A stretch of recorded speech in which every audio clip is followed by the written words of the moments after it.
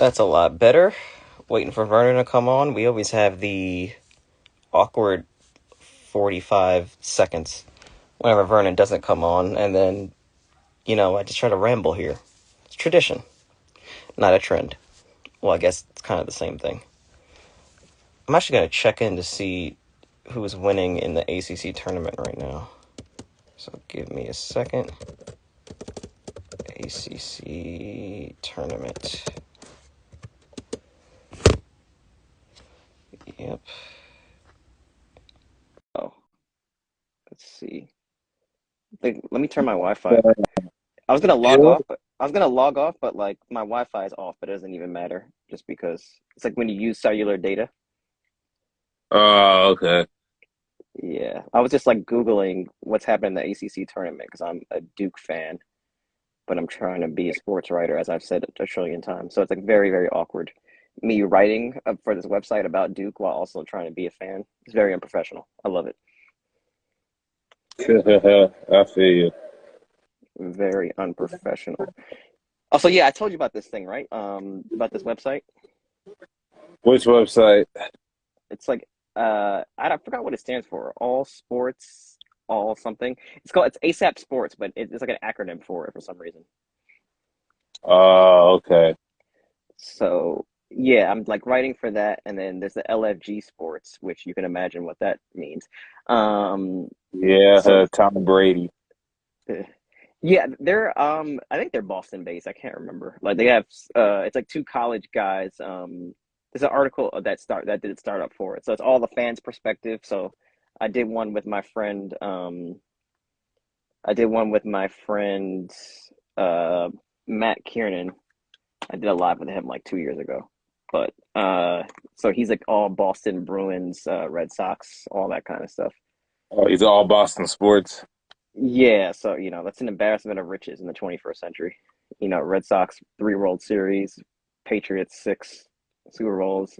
I believe the Bruins might have two this century. I can't keep up. And then now he's kind of into soccer, but not really. I don't know who the Boston soccer team is in the MLS. Oh, the New England Revolution. New England Revolution.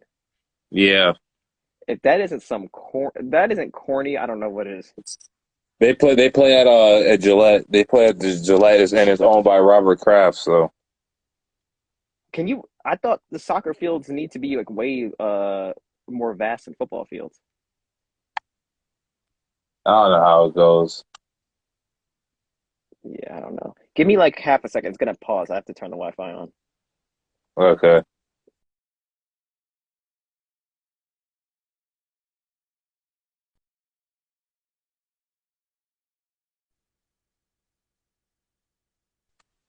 And we're back in it. Um, yeah. So let me just. Yeah. So just what are you playing? Like I don't even know what device was that. Xbox? I can't even see. Yep. Xbox 360. I'm playing 2K. I'm Yeah, I'm bad at that. all right at it. I'm not that great either. I probably get spanked if I was playing online. Yeah, I can't do it. I'm actually glad that I just. I mean, before we get into it, I'm just actually glad that I stopped playing. I mean, because I never. My father never bought me anything. Not that I couldn't have bought it. Past PS2. So like after PS2, I was actually done. I have to wait until I went to someone's house, which is it saved me a lot of time because I would have gotten addicted. So that's Yeah, I actually ain't good. no front. I get addicted the minute I come home from work. If I get a chance, I play 2K. So yeah, we're back in it. All right, so well, I don't need to take any notes because this will all be recorded. So yeah, just just talk about your fandom. I don't know if you follow like basketball and baseball as much, but just talk about first when you first started getting into sports and how that's been for 20 plus years. All right, let me pause this real quick. Okay, so how I got first into sports, it was interesting. So since we're on the topic of video games, um, remember the one they had the Nintendo GameCube came out? I don't know what year, but you're familiar, obviously. Well, I had a Nintendo GameCube, and so I got it. I want to say 2004. I think I got it, or maybe even earlier than that because I was playing Mario Kart and all that other stuff. But once I got it, eventually over time. I remember they used to have the video games like backyard football and all that stuff. I had that, but when I really got into sports was when the Madden NFL 2005, no wait, Madden NFL 2004 video game came out with Michael Vick on the cover. And I never knew anything about football, so I would watch it sometimes with my grandfather when he come over on Sundays. We watched it on the TV, and it was interesting at first. I was like, okay, I didn't know what was going on, but I was asking my grandfather a lot of questions like, why are they running? Why are they tackling? Why are they doing all this? He said that's the whole concept of the sport. So after a while, I started watching it and kind of got the gist of some of the rules that were implemented. So I would say football was always my number one sport that I always wanted to play. And I did play about modified football. I maybe got up to like freshman year football and that was it. But that was like football was like my first sport that I ever got into really watching it. And then eventually I think at the same time period basketball came along and I got to go to when the Nets played in New Jersey at the I think Izod Prudential Center. Well, it used to be called the Continental Airlines Center when I was younger. I basically was watching Nets games and I grew up, the crazy part, I was watching the Nets, but then when I seen Kobe and Shaq and everything, that's when I really got into being the Lakers fan on the East Coast. So even though they're not doing that great right now, but that's when I really got into sports, was just playing video games and then having my grandfather right there and us spending time watching TV together. So he was the, I assume he's the main influence, in sports to get you acclimated within the game. Yeah, he was the reason why I ended up getting sports. Like my grandmother also wanted me to get into sports because it's something great to do and also get your mind and stay off, out of trouble. Even though I don't live in like the project area or whatnot, but just to keep my head into it and also communicating and team sport and just to learn how to work with somebody else because I grew up an only child. I have a half brother, but I didn't find out I had a half brother until I was 22. So I was about 3 years ago. I found out I had a half brother. So growing up as with that only child mindset, that really was a good thing because then you learn how to, like I want to say the first sport I played, baseball. So, learn how to throw the ball to try to get somebody out at first, second, third, or home, or even in the outfield. To then soccer, I got acclimated with that where I played left defender, left back, and then I played goalie. Really was good at goalie when I was growing up. And then basketball somewhat came along, but I was all right at basketball. But football was my number one sport, my number one sport all time. Oh, so, but as far as the basketball goes, so you said you were like just following the Nets and then it just became, from like the Lakers obviously were prominent like the early 2000s. So like you would say you were a Nets fan and then like just that Shaq and Kobe combination kind of just was an influence. Yeah, I would say the reason I liked the Nets was when Vinsanity was with the Nets. And him doing all the 360 dunks and all this other stuff. That's when I really was into the Nets. Then when he left after the 08-09 season, that's when my heart wasn't just I wasn't into it really. I was just like, whatever. It is what it is. But yeah, that's what I liked Vince Carter. That's when I liked the Nets. And I always I ended up getting it. I wanted the Nets and Lakers finals, which we got in 2002, and the Lakers swept them, of course. But Vince Carter obviously wasn't on the team. He didn't join until 2004 when he got traded from the Raptors to the Nets. But yeah, I would say I grew up with that Shaq and Kobe um, Lakers combo. And then when they broke up, I remember when they played each other for the first time, Christmas '04. I was like, yo, I hate the Heat. I hate the Heat just because Shaq got traded to the Heat and they ended up beating the Lakers and Staples that year, man. That was crazy. Actually, that's funny because I don't even. I remember just like vaguely actually like looking at because I was those were my baseball years, so like I would only really like watch the finals. So I actually didn't even know as much until I got to my teen years.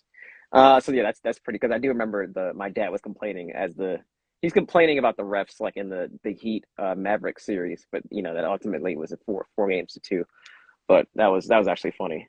So the just want to backtrack a little bit. So what was the process, other than your grandfather teaching you, like how difficult was it just learning the rules? Because football is obviously like the most among the most complicated in terms of you got your coverages, you have linemen blocking and everything, and not that you would become a coach or anything, but just the process of learning the actual game.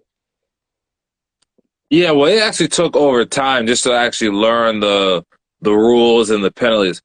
I would say that I had to start. I really probably got in tune with it when I got season tickets to the New York Giants games back in the 2007 season. And the irony of that is that's when the year they won the Super Bowl against the Patriots, of course. And my last football game I went to the Atlanta Falcons, well, Washington Commanders. Now that's their new name. I guess we're calling them that. Preseason game back in 2019.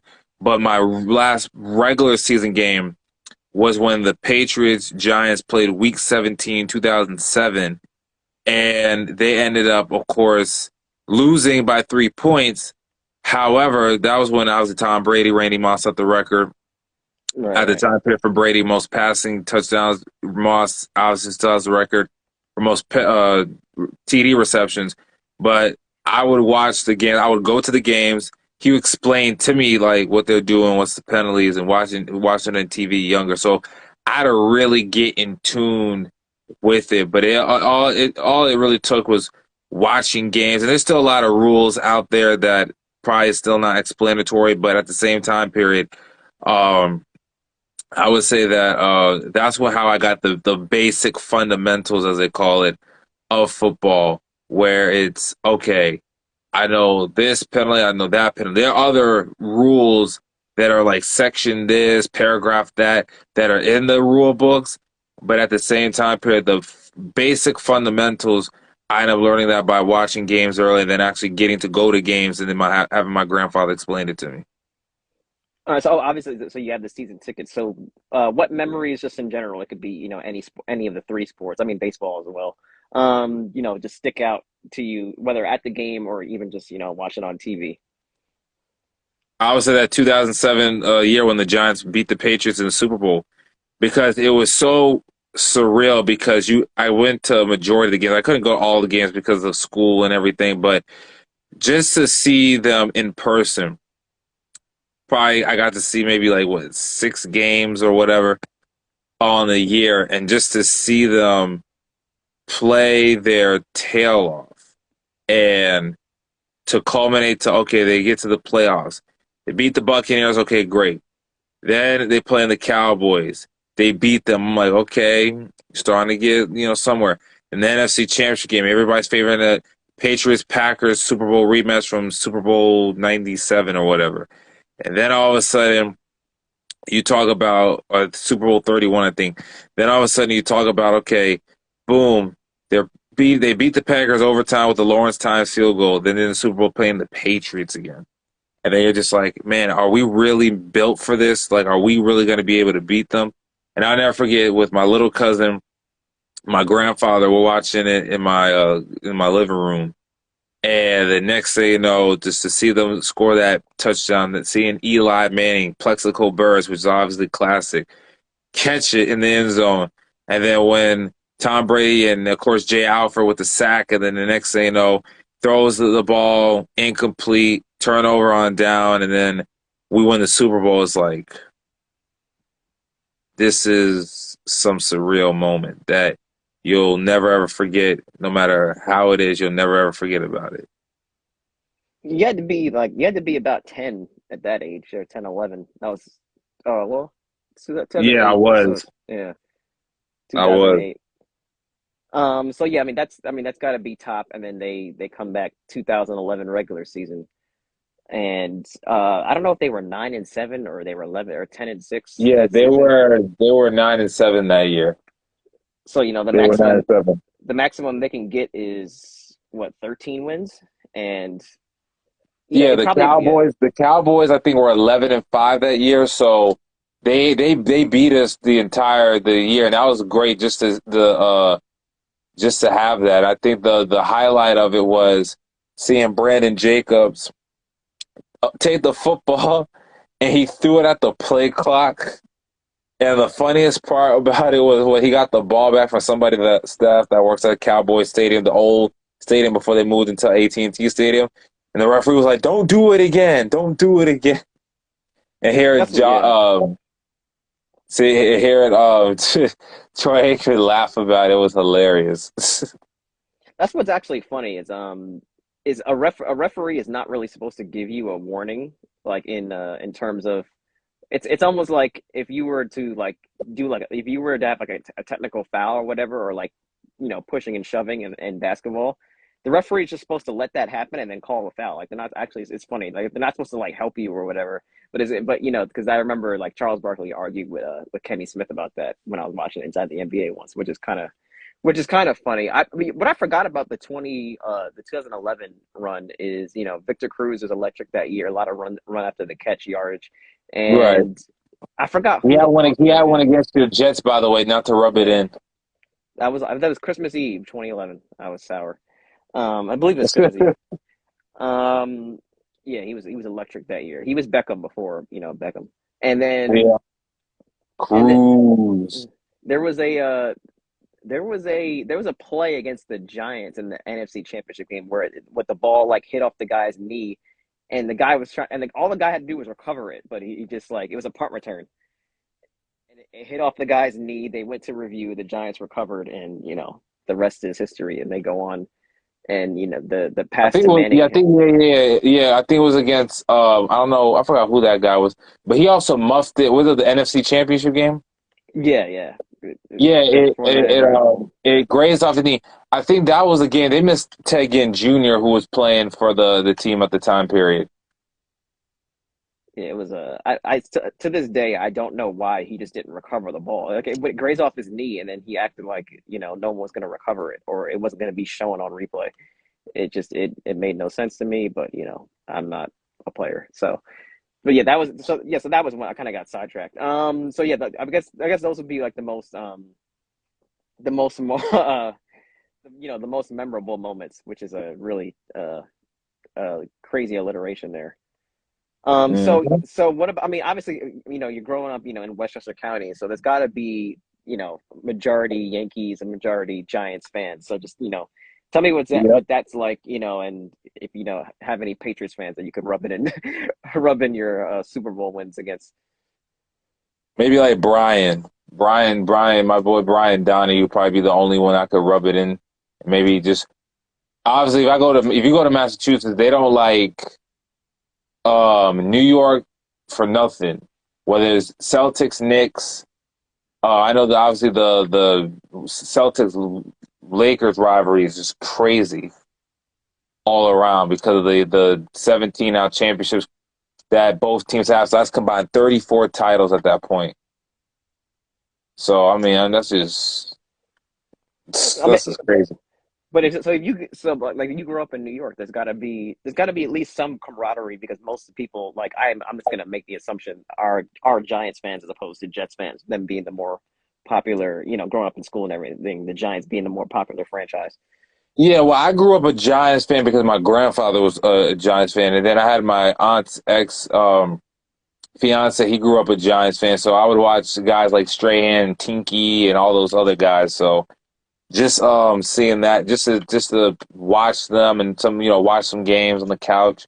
That was really how I got into that. Basketball, I'm a Rangers fan. I'm a huge fan of the Yankees. So yeah, like overall, those are my teams. But it's like basketball. I would say like Lakers just because of like I said, Shaq and Kobe, and when Kobe, rest his soul, passed, that really just kind of hit me hard, and it still hits me hard. But yeah, I'm a diehard, of course, Yankees, which they haven't been to the World Series since '09. So I was a seventh grader in middle school at that time period. But yeah, those are really my teams. I say Lakers. Um, I like the Knicks because of Melo, but at the time, but when he got traded, it is what it is. Lakers, Giants, Yankees, and Rangers. Well, the Rangers had 1 year. Like I'm not as I wouldn't call myself a hockey fan, but the Rangers they had one season. It might have been my senior season of high school where they made it, and like the LA Kings might have beat them or something. I Yeah, I can't was probably you remember. were probably like a freshman in college. What year did you graduate? 2014? Yes, Yeah, yeah. you were actually, yeah, you were a senior. I'm thinking, yeah, yeah, you were a senior at that time period, and they ended up playing the Lightning. They got back to the Eastern Conference finals that year. The So final. I mean, so obviously Kobe's I'm trying to have my dog kills me when he barks. Um, so yes, obviously Kobe's top notch. So, but who's your favorite Giants players, and talk about their personalities throughout the years. I loved Beckham, man. When we traded Beckham, I was kind of, stung by it, but obviously that's business. Oh, if I had an all-time favorite Giant, I'd probably go Cruz, just because I like the swagger that he brought with the dancing and everything. Actually, before Beckham, I liked Hakeem Nicks. He was an underrated receiver because his hands were so big and everything. And so overall, um, with him as a player, he was just great for us, especially that replacement to Plexico, because after Plexico accidentally shot himself and got released, that was just overall you know, he was great. Like I'll never forget the Hail Mary he caught against Green Bay in the divisional round of the playoffs, but he was just sensational um overall as a player. So that's the one who I like. I probably have to go if you told me I had to pick one, I go that's not LT because I didn't get to watch LT because obviously we were all too young to watch LT. I like Justin Tuck. I think he was underrated because he stepped up in the Super Bowl moments, man. You remember?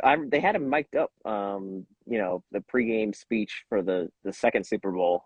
Remember, like you don't know what it feel like or whatever he said. Right, yeah, I've Yeah. watched that so many times. He's like, how bad do y'all want it today? He's like, I got a ring. And he's, calling out all the D line, all O line that didn't win a Super Bowl. He's like, I got a ring. He said, I tell you right now, it's the best feel in the world. And he said, if it's on me today, and he got him 2 sacks in that game, he said, you'll have a ring because he forced a safety. He ended up forcing. He got another sack on Brady, and then he got a big sack on Brady in the waning moments, of course, um, to help us seal our fourth and last Super Bowl that we ended up picking up, of course. Just a side note, I noticed I don't want to say a trend, but I've noticed anecdotes here and there of Giants fans just not, you know, just having like a sort of just passionate hate of the Patriots at certain points. I don't like it. It's just it's not congruent with them hating the Eagles or the Cowboys or anything. It's not the same thing, but I just don't know where that comes from. So you're in those circles more than I am. With passion and hate, I want to say it's a trend, but there are anecdotes here and there where I'll be speaking with a Giants fan and they just can't stand the Patriots as if the Patriots had like won both of those Super Bowls or anything. Like I don't know if you've noticed that, but I hear it, no, I here think and there. what it is just overall, like I said, with the New York rivalry, with other sports teams like Celtics and Knicks. That's history of them from the 40s and the 50s. Get into it and whatnot. Then you talk about um okay, it'll be with baseball, Yankees, Red Sox. That's a deep rivalry, especially that 03-04 series where Pedro threw down Don Zimmer to the ground in the '03 little scuffle up. Then of course the '04 year when A-Rod and Veritek got into a brawl, and then eventually there was another brawl. I think 2018. It was like Tyler Austin and Joe Kelly or whatever, and that's just like that heated like moment where it's like Massachusetts and everything. Well, now even the Bruins and the Rangers, because I think if I'm not mistaken, trying to think, the original six is Detroit, it's the Chicago Blackhawks, it's the Maple Leafs, the Canadians, the Rangers, and I think the Bruins are also an original 16, if I'm not mistaken, as well. So that's a yeah, they are. So that's another thing right there where original six rivalry, Boston and Mass. So you know that feeling because as a Jets fan, you and the Patriots can't stand each other. So I think that's the whole bottom line right there. With just our cities or our states, just sports wise, don't like him. And I think because of the cheating scandals, Brady going to win more Super Bowls, and with Spygate, the Flagate, that's why I think it really is, of course, with the Patriots as far as Giants fans goes, of course. I forgot the cheating scandal actually had lasted multiple years, and like people forget that the Spygate actually was not just one game. It kind of had stretched out. I forgot how long it was, but it was. I listened to a podcast on it. It was really it was really something. So, but nothing, you can't relitigate it, so you can't go back. You can't get those games back, so you can't get the Tuck Rule game back. But Right. there'll be 30 for 30s on them for, well, there's already They one, I already think, did a for the 30 Super for Bowl. 30. Yeah. So yeah, so what should other fan bases know about that New York fan base, or just know about just the Giants in general as well? Giants, I mean, history team. Um, as far as what they should know, we are a passionate fan base as well. I think with the frustration that's going on right now, it's because we're used to, okay, maybe you have a year or two where you're having downhill years, you're trying to figure things out, but when you're in New York and you're a Jets fan, I mean, Jets fans, they expect this a lot, but Giants fans, it's like, listen, they've had the success, 4 Super Bowls, right? And so now it's like your goal is that you want to get back to relevancy because the Giants haven't been relevant since 2011 when we last time we won the Super Bowl. And overall, just New York fan base passion. We're passionate. We play in a big market. So Jets, Giants, Islanders, Rangers, now the Nets, Knicks, all the 4 major sports teams, what they have to understand that we're passionate. Are we more of a sports town? We may not. People may not look at us as a sports town. When you look at Los Angeles, you think of Hollywood. Think of New York, you think of Times Square as a stock exchange. People will say, "Oh, Philly's a sports town," and they really get on their sports teams a lot. Boston probably, oh, we're a sports team because of the success that once Brady got there, they're winning championships in all 4 major sports at that time period. So that's the thing about it. But New York, we're very passionate. Everybody's passionate about the Knicks. That's why they get on James Dolan because it's like, listen, bro, you haven't had a banner since '73. Bring something here. Giants, we haven't had a banner since 2011, which is not that far, a decade off. I understand that. But this is New York. It's either put up or either shut up. And that's the whole bottom line about it, where Giants fans, they're frustrated. We've been in the playoffs 2016. We haven't won a playoff game since the Super Bowl. So that's where, on some legit, Giants fans, they boo, they want success. They want to find the next Tom Coughlin that's on their players about stuff, but finally get the right kinks in order to win a Super Bowl and to try to get back to relevancy. Do you ever buy? I recently, I just haven't bought into this framing, but you could feel free to disagree. Do you buy into that framing of, certain players just don't want to deal with that New York media, like the newspapers, the press, like the lights of it all?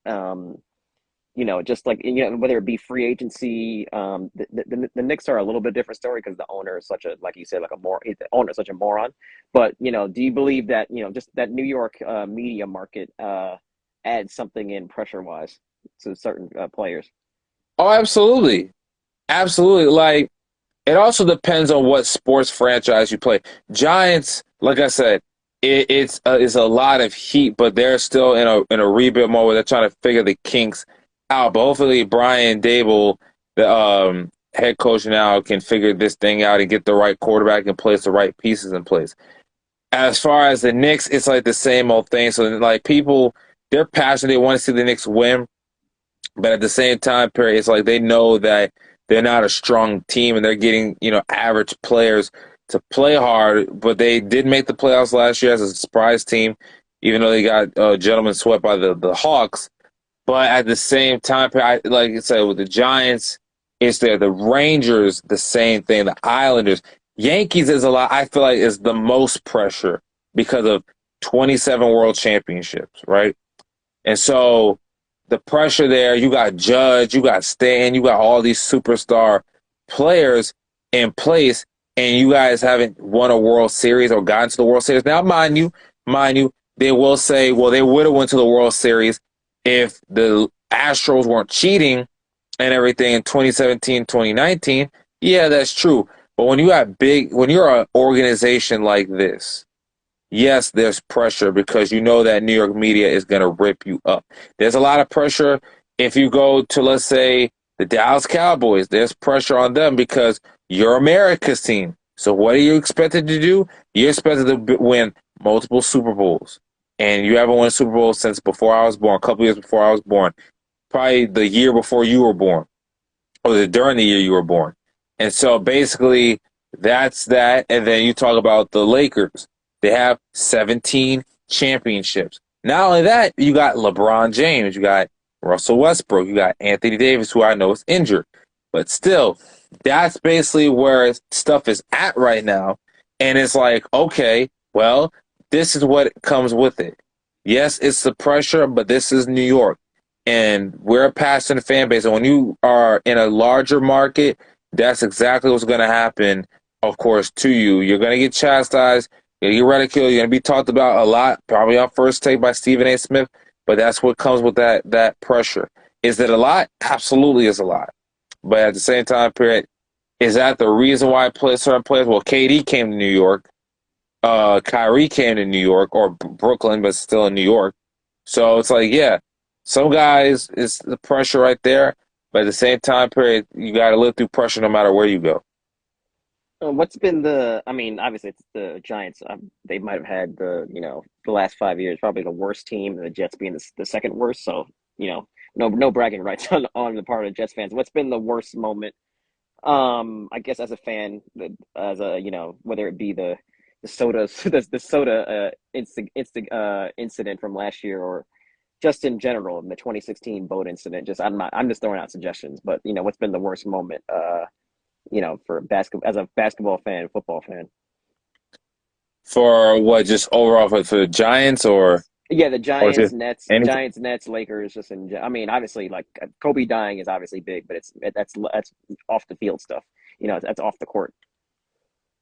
I would say that the worst moment um in sports, I would want to say, well, just in sports in general, or just like as a fan of these Yeah, sports teams. just as a fan of the teams. So Giants, I would, I Lakers. would, I would say the worst moment um probably had to be right around, let's say, 2017 when Eli got benched for Geno Smith that year. That was one, and then I probably saw when Odell Beckham went down with a season-ending injury. Then we had Brandon Marshall when he was a Giant for a brief moment go down for a season-ending injury. So that's probably actually no. I got one better. I got one better because I try to erase it from my mind, but I can't erase it from my mind. Those are moments. It had to be the miracle at the Meadowlands, bro. Oh, that's 2013 or whatever that year that is, 2012. I can't even 10, remember yeah. the year. Because I watched that game and I try to forget it from my mind, but it just totally hit my mind just now. And I was like, what bad, what like difficult moment that I didn't want to watch. That is the most difficult moment when we were up big and they rallied and they won it, and then Matt freaking Dodge supposed to boot it out of bounds. Oh no, you're gonna kick it right to Deshaun Jackson. He returns it back for the touchdown. That had to be the worst moment. I just remember that. It still haunts me to this day. They were eventually eliminated from the playoffs, I believe. I can't or They was made it that? to the playoffs. Oh, they made it to the. I don't even remember Yeah, what they happened. lost to the Packers in the first round. at home. They won the NFC East that year.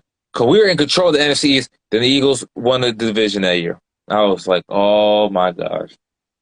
And It my had to be aunt, one like of my Michael aunts are Vick. Eagles Yeah. fans. I could never live that up. Oh, so your aunts were Eagles fan? Yeah, my one of my aunts is an Eagles fan. I couldn't live that up. She was going crazy because she found out when like I'm a Giants fan. She's like, oh, well, we ended up getting y'all, and I was like, yeah, yeah, yeah.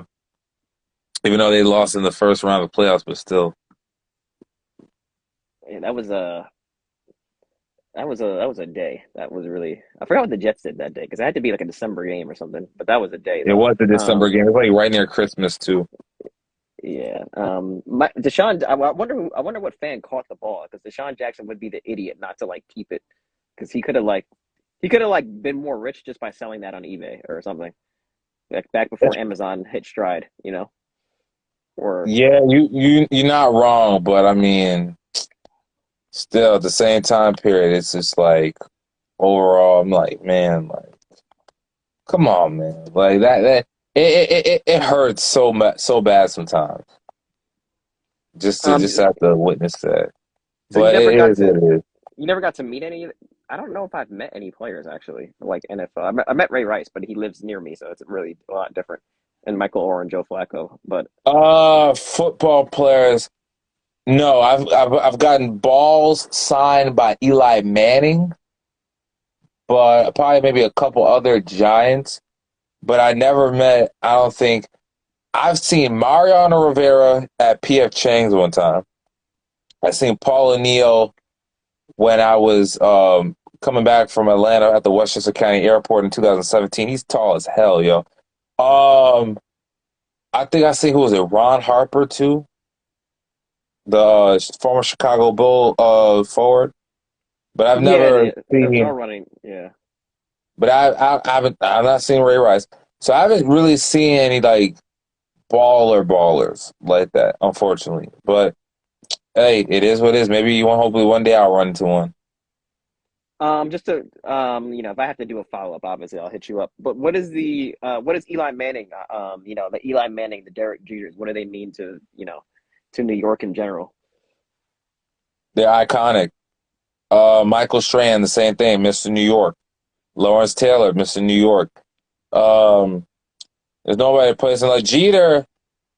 I would say he's our version of Kobe, but at the baseball level. Both played 20 years, both won 5 championships. Kobe got obviously 2 Finals MVP. Jeter got a World Series MVP 2000 in the Subway Series against your Mets. Basically, overall, he's everything to us, and so basically, Sid, Eli, obviously he'll be a Hall of Famer. Regardless whether he should be or not, whether he had a really good career or not. But I believe because of him beating Tom Brady, the greatest to ever do it, that's kind of one of the reasons. Just being honest as a Giants fan, but Jeter, he was excellence, everything, the captain. And I get a lot of people want to say, "Oh, the Gold Gloves and this and that." I understand that, but Jeter was going to be a first ballot Hall of Famer regardless of what people thought. And so he represented that excellence. He gave it everything he had out on the baseball field. In the biggest of moments, Jeter stepped up. His 3,000 hit was a home run. His last game at Yankee Stadium, he had a walk-off single to score the game-winning run. So overall, he stepped up in the moments when you needed a big moment. He stepped up in that big moment, and that's the one thing where you tip your hat off to him. Eli did it, maybe not as perfect, but Eli stepped up in the big moments when he had to as well. So that's the one similarities that both had. Henrik Lundqvist from the Rangers, same thing, Mr. New York. So those are guys like almost like Patrick Ewing, Mr. New York, Charles Oakley, beloved Mr. New York. These are guys that represent New York sports, the blue collar workers, tough. And when you're down, you think you're down in the count, they stepped up to it. They might not have been New Yorkers originally, but you appreciate the effort that they gave. So I appreciate everything that they've done for the sports of New York. I think I said I had like a follow up in my head, and as I said, that was going to be the last question. Oh yeah. So what's the future of the Giants? You know, probably for the short term. Obviously, you can't project. You can't really say who they're going to draft, right? Well, you can kind of guess and everything, but they've had a rough go of it for half a decade now. So what's kind of the future of the Giants? I would say they got to find right management, right GM, right. Well, they got a new GM, they got a coach. Can they get the right pieces in order to get back to relevance? The NFC East is always wide open. You haven't had a back to back winner since the Eagles did it from 2001 to '04. So there's a possibility right there. You just got to get the right pieces in. All right.